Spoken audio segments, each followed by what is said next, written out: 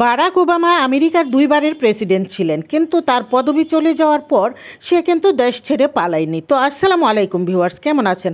আশা করি অনেক বেশি ভালো আছেন। আলহামদুলিল্লাহ, আমরাও ভালো আছি। এখানে দুপুরের জন্য ইলিশ মাছ ভাজি করে নিচ্ছি।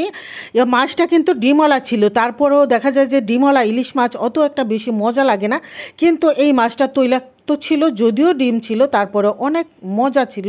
আর এখানে হচ্ছে শুটকি ভর্তা করে নিচ্ছি। এটা হচ্ছে বাঁশপাতা শুটকি। আজকে আমি অনেক মজা করে শুটকি ভর্তা করে নিয়েছি।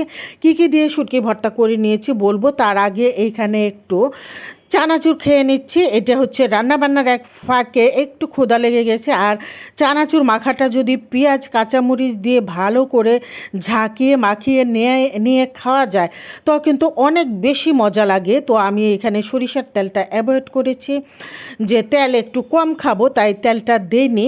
তারপরেও ভীষণ মজা ছিল। আর মাছের কথা বলতেছিলাম, ইলিশ মাছ তো মজা, সবার কাছেই মজা। এই যে ভাজিটা করে নিলাম, ডিম ভাজি। আমার বাসায় এইভাবে করলেই সবাই পছন্দ করে খায় রান্নার থেকে।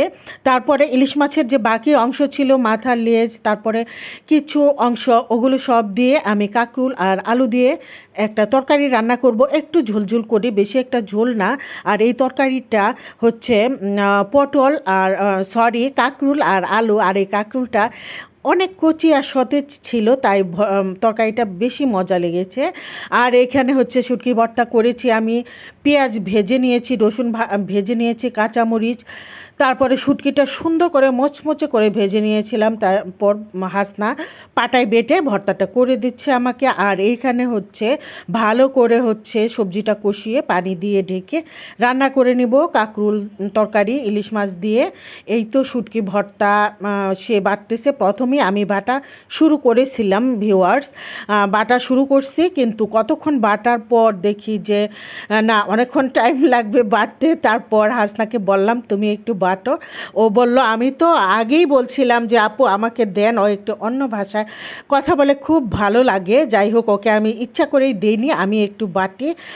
যাই হোক, ও বাটার পর এখন আমি তেল লবণ সব কিছু মেখে একদম চেক করে তারপর পাটা থেকে উঠিয়ে নিচ্ছি। আর এই পাটার মধ্যে মেখে যদি একটু ভাত খাওয়া যায়, এটা যে কি মজা লাগে। তো আজকে ভাত খাওয়াটা আমি আপনাদেরকে দেখাইনি, শেয়ার করিনি ভাত খাওয়াটা। এই তো ভর্তাটা এখানে উঠিয়ে নিলাম। কি যে মজা, কি যে মজা শুটকি ভর্তা। মাঝে মধ্যে এইটা না খেলে মনে হয়, ভর্তা না খেলে মনে হয় যে মানে তৃপ্তি লাগছে না কিছুতেই খেয়ে। আর এইখানে হচ্ছে একটু কচুরমুখিও সিদ্ধ করে নিয়েছিলাম। এখন কাঁচা পেঁয়াজ, তারপর ভাজা কাঁচামরিচ দিয়ে, সেদ্ধ করা কাঁচামরিচ দিয়ে আমি ভর্তা বানিয়ে নিচ্ছি। এখানে হাতে মেখে ভর্তাটা বানিয়ে নিলাম। তো ভর্তা, এই কচুরমুখী ভর্তাটাও কিন্তু আমার খুবই প্রিয়, খুব ভালো লাগে খেতে। দেখা যায় যে আমি রেখে রেখে দুই বেলা এই ভর্তাটা খাই। দুপুরে খেলে আবার রাতেও খেতে ইচ্ছা করে, একটুখানি রাতের জন্য রেখে দেই। এটা হচ্ছে সিলেটের ভিডিও, এটা হচ্ছে রাতের বেলার ভিডিও। আমি টুকটাক একটু চকলেট, আচার, টুকিটাকি চা পাতা জিনিস কিনে না, এগুলা কিনতে এই যে হোটেল থেকে বের হচ্ছি। লবিতে এখন বের হয়ে তারপর লিফটে নেমে তারপর চলে গেলাম একদম কাছে মাজারের পাশে। এই জিনিসগুলো খুব মাজার রোডেই খুব ভালো পাওয়া যায়। আসলে আমরা সিলেটে সবাই গিয়েছি, মানে হঠাৎ কেউ কেউ যায়নি। আর আমার মনে হয় খুব কম আছে যারা আমরা সিলেটে যাইনি। তো মাজার রোডের থেকে এই জিনিসগুলো কিনে নিলাম। তো আজকের ভিডিও আমার এই পর্যন্তই ছিল। সবাই ভালো থাকবেন। আল্লাহ হাফেজ।